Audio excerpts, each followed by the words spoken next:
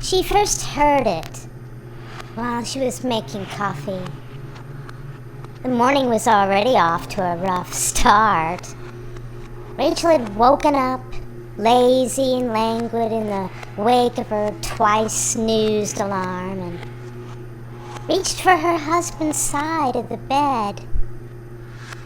Oh, much to her disgruntlement, the spot where he should have been was empty and cold. She glared at the empty space for a moment, then promptly snoozed her alarm again out of spite. One of the downsides of working from home was that she missed out on a good morning kiss as Mark got ready for his morning commute. And the upside, however, was she could take a few extra minutes to pout about it. Now, once her alarm declared her brooding time was over, Rachel sighed and put the alarm to rest for good and pulled herself out of bed. She immediately had the urge to crawl back into it. The air beyond her cozy covers was chilly with mid-October refusal to turn on the heater until absolutely necessary. Thanks, Mark. Well, even worse, as soon as she was upright, she was reminded of every little discomfort that came along with having an adult human body. Back pain, ankle pain, and jaw pain from sleeping strangely, and a bonus ache in her joints from the cold weather. And after a few moments upright, well, she needed to go pee. As the usuals, just checking off a list.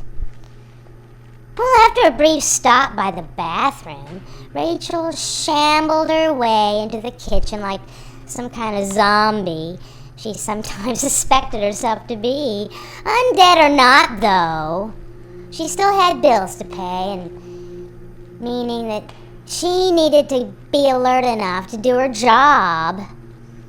A hot, strong cup of coffee was in order. Oh, she made it the way the office machine did, and she fell into her familiar routine, seeking her prize, almost on muscle memory. Well, she got a mug from the cabinet, and she set it beneath the machine's dispenser.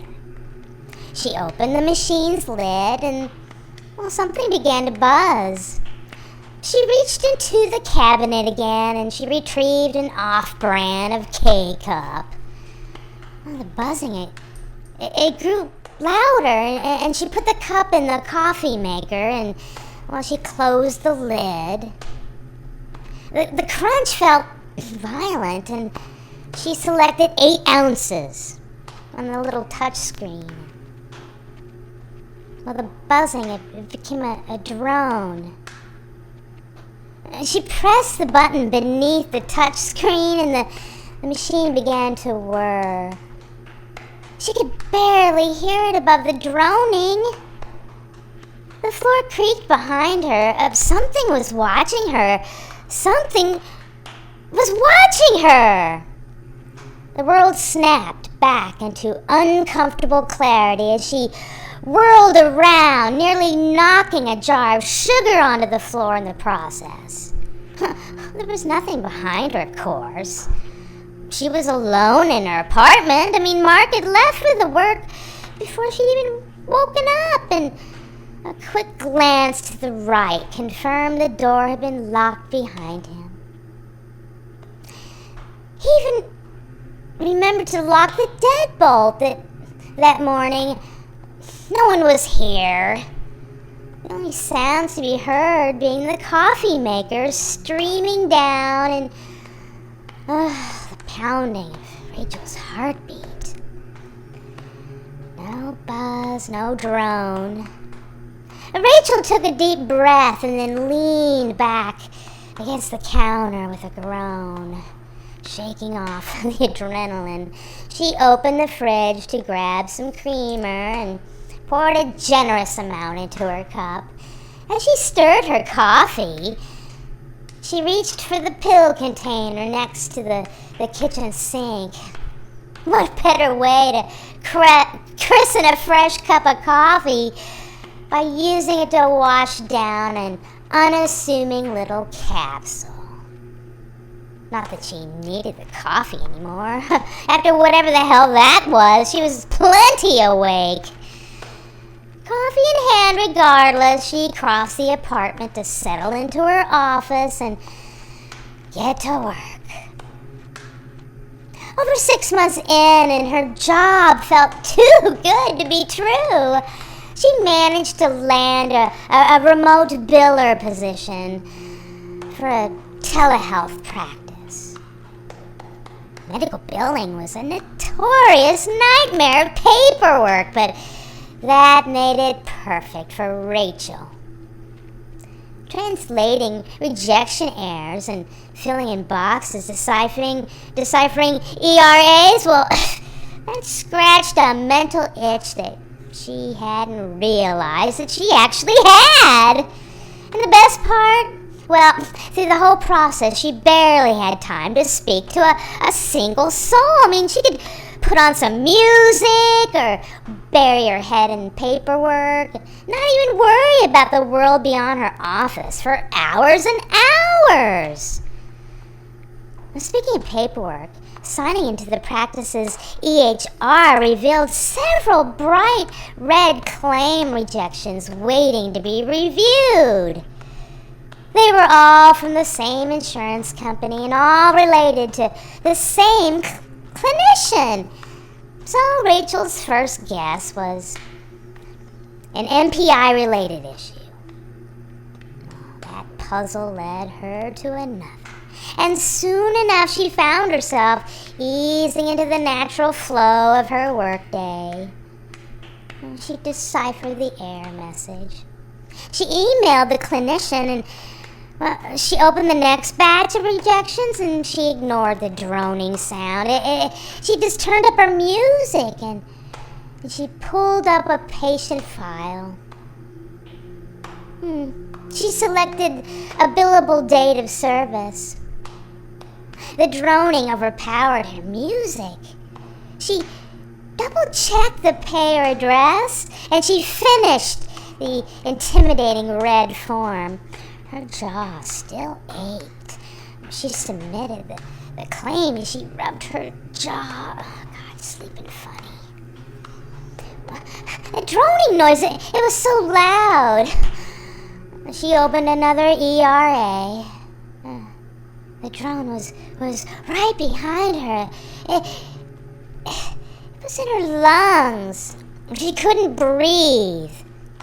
Her monitor, it suddenly shut off, and she stared into her reflection, and something else stared back. She pushed herself away from the desk with a gasp, nearly knocking over her chair in the process. She shivered and blinked at her computer screen, still on, and with the awkward tables and blocks of text of insurance paperwork, well, she just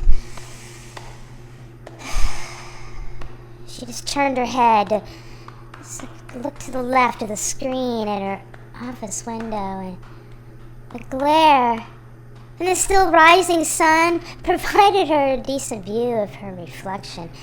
It was normal and familiar. It hadn't been real. Rachel was safe. Alone. She still turned around and double-checked that her office door was closed before she slid her chair back into place. Just to be safe, you know. Just for her own foolish reassurance. The workday continued, and she got back into a rhythm, forcing herself to focus even when she started to hear that drone again. It wasn't real after all. It was just a trick. Her brain was just playing games with her in retaliation for too little rest. Lunch rolled by at noon, just like usual. The memory of that morning made Rachel hesitate. She had to leave her office to get her lunch from the fridge, and why did that make her so nervous? Even if the drone came back while she was in the kitchen, it wouldn't hurt her. It wasn't real. She gave the coffee machine a wide berth anyway, taking the long way around the kitchen island to get to the fridge and scolding herself for being so stupid the entire time. And for apparently leaving the creamer sitting out all morning. Oh, she realized, oh God, what is with myself this morning? She was having such a strange day, and she didn't know why. She shook her head at herself and then set the likely spoiled creamer by the sink just to dump it out later. Well, she would deal with that mess after having eaten some leftover pasta. She opened the fridge and she picked up the plastic container, opened the lid. Her hands were cold, and she put the container into the microwave and pressed the 1 button. Her hands were shaking. The microwave turned on and the hum sounded off. The container began to spin and the hum wasn't coming from the microwave. Rachel turned around and the drone was in the office. The container kept spinning. The drone, it came closer to the door. Rachel was in danger. She could feel the droning in her bones, and she just couldn't move. There was nowhere to run.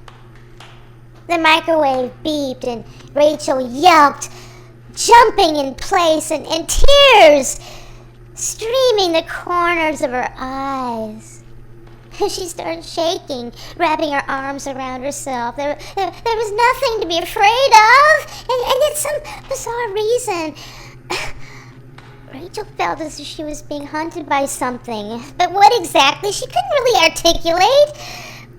It just made her fear more frustratingly irrational. She was a grown woman. Couldn't she handle a few weird sounds scattered across her day? Briefly, she considered texting Mark. He could stay on the phone with her while she was at work, and, well, he'd done it before. If she really needed him to, she was sure he would come home. But what was she trying to say? That there was a strange noise following her around the apartment? Making her feel like she was going to die? It was absurd.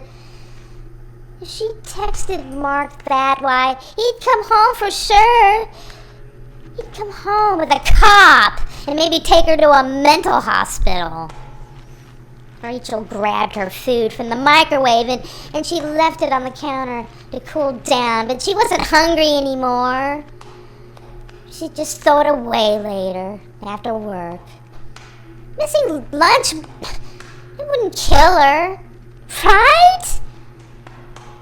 She felt like she'd been asking herself a lot of questions like that in the past few hours, avoiding the question that she really didn't want to answer. The question idled in the back of her mind as she went back to her office, and it let her sit back down and start to settle at her desk again. Slowly, it crept up on her in time to the rise of an unsettling and yet familiar sound. What was that making that daggone noise? It was nothing. Rachel knew that. The drone that was drifting up from her doorway, it just wasn't real. It was just nothing. It was nothing. That nothing sure was loud, though. It was sure loud for something that didn't exist. The more Rachel let herself focus on it, the more she started to notice it. It was hard to hear anything beyond that droning, but she really focused? She could have sworn that she heard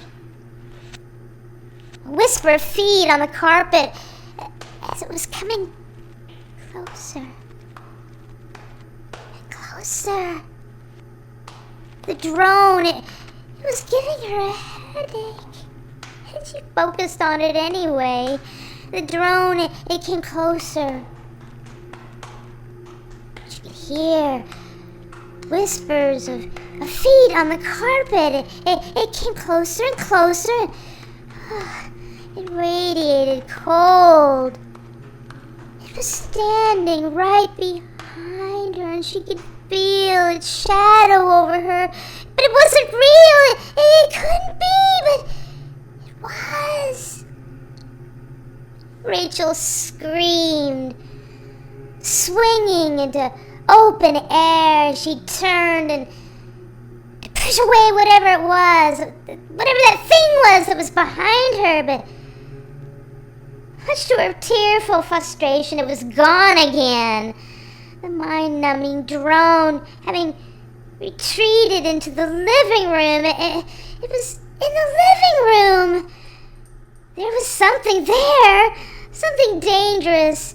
It was toying with her like some kind of hunter that knew its prey was cornered.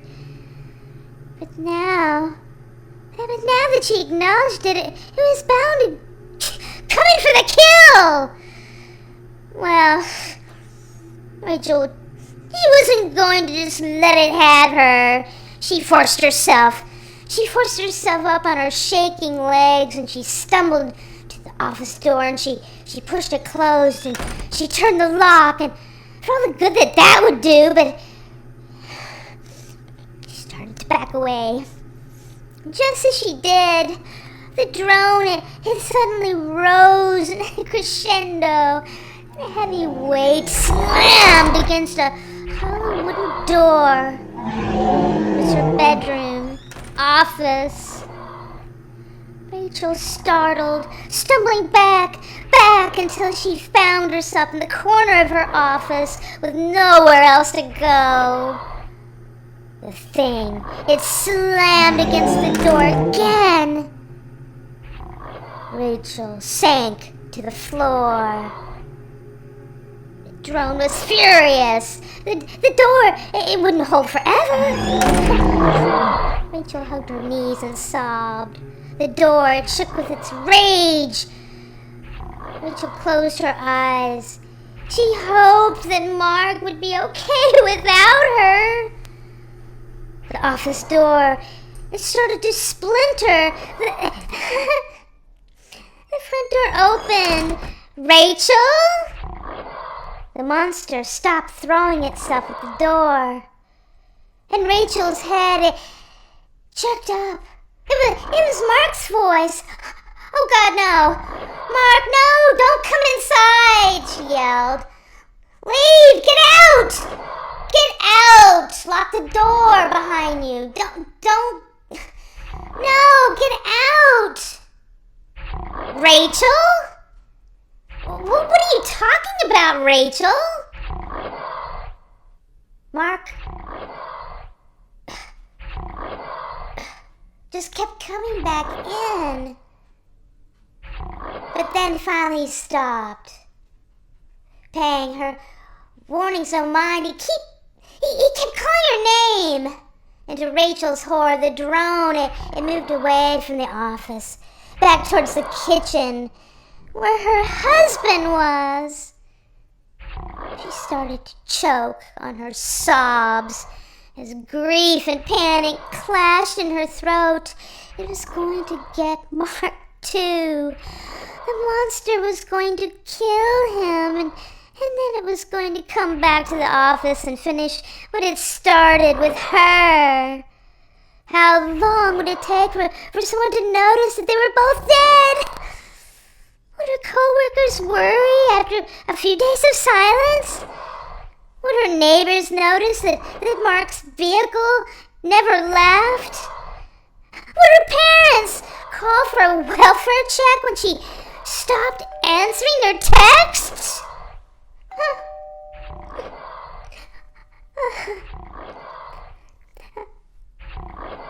Honey? Hey, honey, it's okay. You're okay. Could you open your eyes for me, please? Open your eyes. You're okay. Slowly, disbelieving, Rachel opened her eyes and she lifted her head to find that Mark was kneeling in front of her. He was completely fine. The office door was wide open, and the apartment, well, it was quiet, aside from her confused sobs. How? How did the monster escape out? Did it go out through the front door? How did it get out, Mark? Tell me. Mark, did you kill it? Can I hold you, sweetheart? Please let me hold you, Mark asked, settling onto the floor in front of her. Rachel nodded, and Mark gently coaxed her forward into his lap. There we go, he said gently. It's okay. I've got you. It's okay, babe. You're safe. You're safe. Rachel wrapped her arms around him, still shaking as she hid her face in his shoulder. Did you see it? She asked him. Did you see where it went, Mark? I thought it was going to kill me. I almost died. Mark, did you see it? Babe, I don't know if there was a monster. Do you think you might be just hallucinating? What? Hallucinating? But now the psychiatrist, listen to me, babe, hear me out. Lower the dose of your medication a couple weeks ago, remember? Now, she warned us that your brain might react badly to it. Remember? She said it might even trigger an episode. So, babe, look, we need just to be watching out for it, okay? Do you think that could be what is happening? Do you think that you've been hallucinating? Because your brain is just not adjusting well to the new medication dosage? Suddenly, just like that, the previous several hours of panic felt so embarrassingly unnecessary. The last of Rachel's panic dissolved in an instant, replaced by hot shame that warmed her face and in her neck. Oh, God, she mumbled into Mark's shirt. I was totally hallucinating, wasn't I, Mark? Wasn't I? She felt Mark's shoulders loosen under her head in relief. Yeah, Rach, I think you were, he said, bringing his hand up to lay on her hair. But it's okay now, okay? It's nothing to be ashamed of, remember? Schizophrenia is such an irregular bitch. We couldn't have known for sure that it was going to be okay if you took a less amount of your medication. Which is why we didn't go turkey, right? Cold turkey. But now that we know, we're gonna get you back on your regular dose first thing tomorrow morning. Take a few days off of work to make sure that you're adjusting, okay? And I'll stay here at the apartment. We'll tell the psychiatrist it didn't work out, okay, hon? You're fine. You're fine. Rachel took deep breaths as he spoke, letting his words sink in. His reassurances didn't chase away all the embarrassments, but they helped at least. At least she knew that Mark wasn't upset with her. God, I hope the neighbors weren't home, she said after a moment, lifting her head. I think I was screaming. I really thought that something was there. Oh, God, Mark. I hadn't had an episode like that in years. Yeah, it sounds like it really sucked ass, Mark agreed, leaning back on his hand. How about this? Why don't you just go ahead and clock out early and take the next few days off, tell your boss that you just aren't feeling well, and then you'll sit on the couch while I make a big old pot of chili with extra diced tomatoes. And we can spend the rest of the day watching horrible reality TV and talking shit about it and, like the good old times. Sound good? Rachel met Mark's eyes for a moment, considering. And then she leaned up and kissed him. I love you, she said simply. Mark chuckled and responded, I'll take that as a yes. 10 minutes to email her boss and a few more kisses found Rachel settled on a couch as promised, wrapped up in the fluffiest blanket that she and Mark owned, and a British chef was yelling on the television, and Mark was bustling around the kitchen, opening drawers and cabinets, and the ground beef was browning on the stove, and for the first time in a while, Rachel felt truly grounded and calm. Hey, Rach! Do you know, where the can opener is? Mark called from his spot by the stove. Yeah, check in the sink, hon. Oh yeah, that was my bad, Rachel said. I accidentally left it out this morning. Man, that's another thing that I should have tipped me off. I've been having such disorganized symptoms for days. I didn't catch me either, Mark. Look, don't beat yourself up about it, okay? Okay, Mark. Mark was starting to go a little overboard with his efforts to keep her from feeling bad. I mean, but it was sweet how much he cared. It was also just nice that, some people didn't judge her, and she just wished more people could be like Mark. The conversation gave way to a comfortable silence, and something began to buzz in the office. The buzz slowly built into a drone.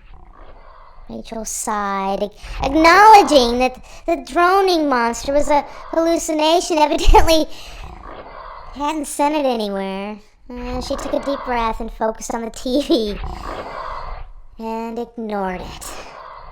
Thankfully, the droning faded out on its own, but it would probably be good to keep track of her recurring hallucinations until she was steady. That in mind, Rachel looked towards the kitchen to tell Mark that she was hearing things again, only to notice that it wasn't facing the stove. He wasn't looking at her either. He was looking towards the office. Rachel's blood ran cold. Time seemed to slow down as Mark finally looked at her and asked the one thing she wished he wouldn't have. Did you hear that?